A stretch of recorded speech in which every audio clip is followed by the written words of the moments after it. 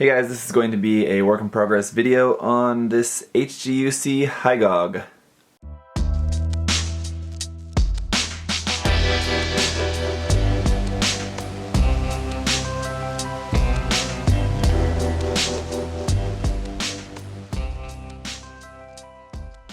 So you must be thinking, wait a minute, didn't he already build a Hy-Gogg last year? And yeah, I did. And I was contacted to do a commission build of another Hy-Gogg. And when it comes to commission work, every once in a while someone will send me a message asking or inquiring about possibly wanting some commission work. And honestly, I have enough of like my own projects to work on that I'm usually not too particularly interested in doing commission work, but based on what the person wanted for this kit, seeing as how just, number one, the Hy-Gogg is a kit that I personally really like. I enjoyed working on it before.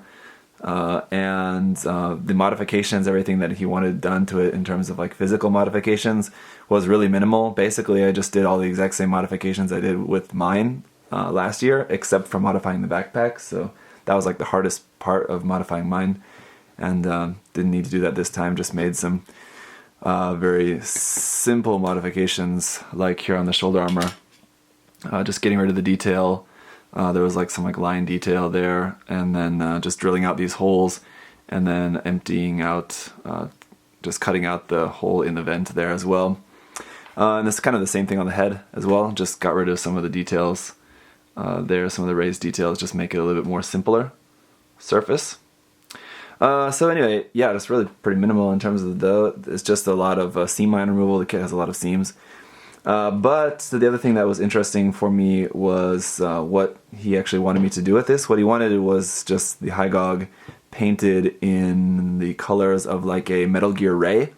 So I'm a big Metal Gear fan, so I thought that would be a cool idea. So I went along with it. So it's pretty much just very minor modifications, some seam line removal, and then just painting it up in the Metal Gear Ray colors, which shouldn't be all too difficult. So not really too much to really show in this work in progress video, just kind of let you guys know that I'm working on this. I'll show you, obviously I've got some of the painting done here, as you can see. So just looking through like images of the Metal Gear Ray online, there's like quite a different range of the actual colors that it should be.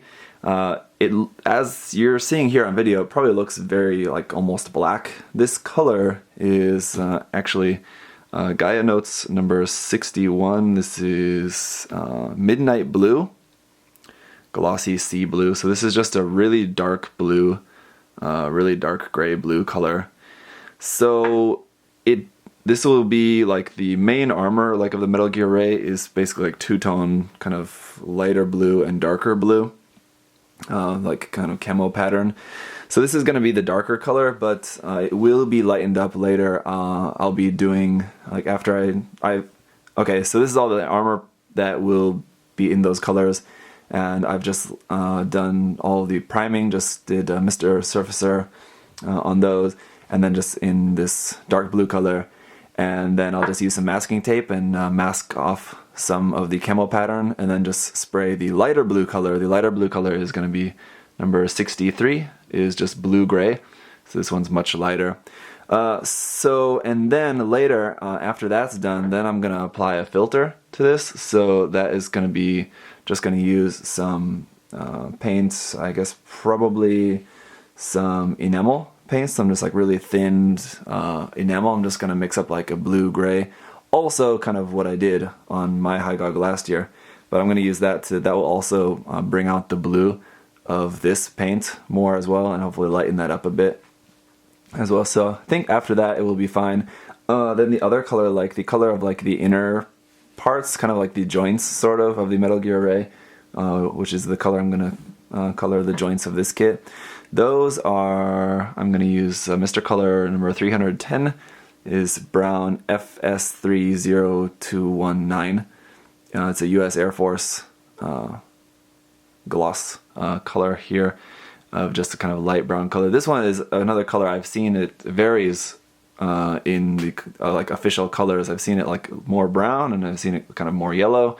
So this seems like a pretty good color to use. I guess it's going to be pretty close. So that is pretty much it. What I'm going to be working on now is just doing the masking, just masking the camo pattern on here.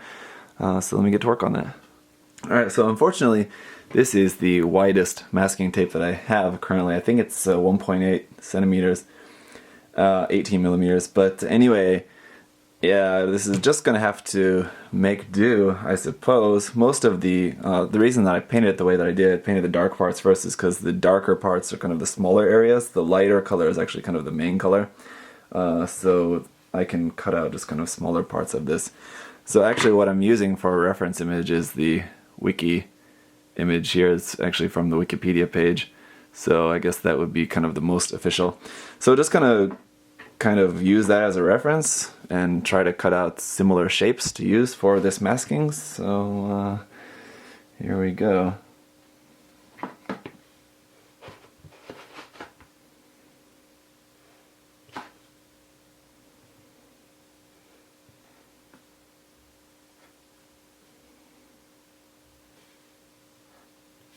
Okay, so there's some cut out there. You can kind of barely see that.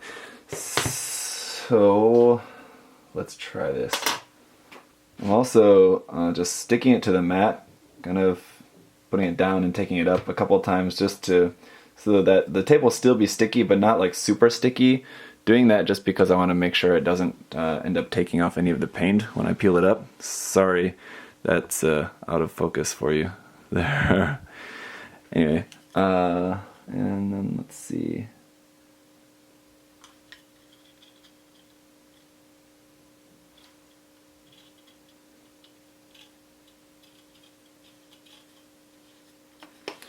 It should be pretty random, so I'm trying to just think about it as little as possible. I think if I overthink it, it's going to look like I overthought it, if that makes sense. So, let's see.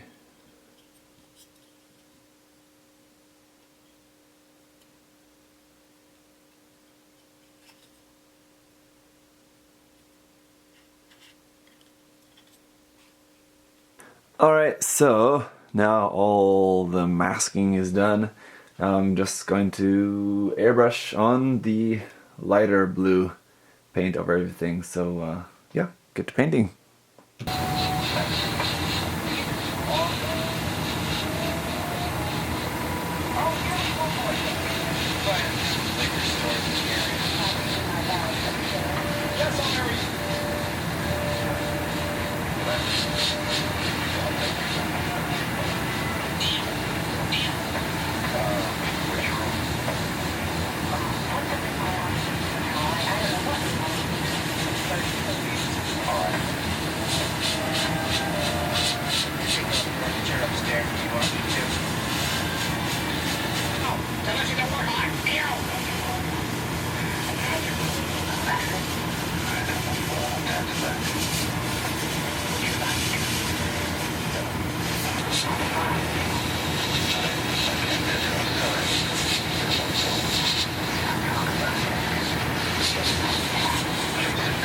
The next day. Okay, all of that painting is done, and now I'm just working on taking off the masking tape.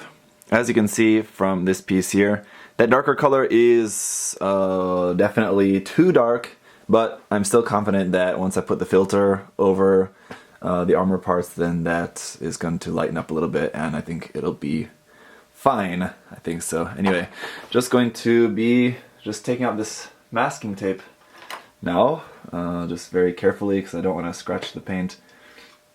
So just kind of using a mix of my fingernail and tweezers.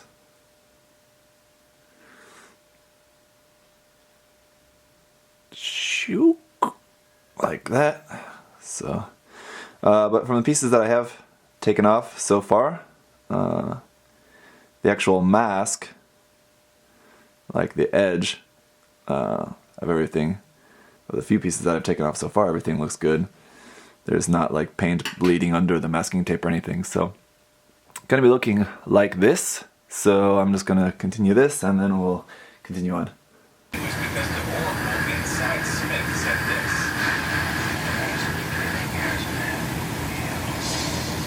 Which is what she said to him earlier.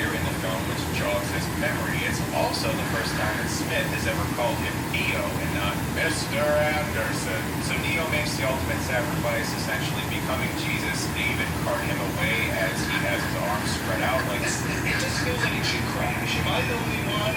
And I say that out loud, and then they start to get off the plane. And what was I saying? I just forgot. Oh, okay. So then you get to another country, and then everything's different. Everything's backwards. It doesn't make sense. Nothing's really comfortable. You're not really, you don't even know where to go. You're confused. Very stereotype-esque sound. And on the computer, I think it sounds really good that way. It feels like somebody's there and somebody's over here and we're talking. But with headphones, whenever I go to concerts, like, the music's cool, I like it, but I don't really pay attention to, like, the technical aspects. Like, I'm looking at the lighting and the rigs and, like, everything going on in the background, the monitors. Like, that's what I like to look at, like, the pyrotechnics. I just like the gadgetality. Because when it comes down to it, my favorite place to listen to music is on my headphones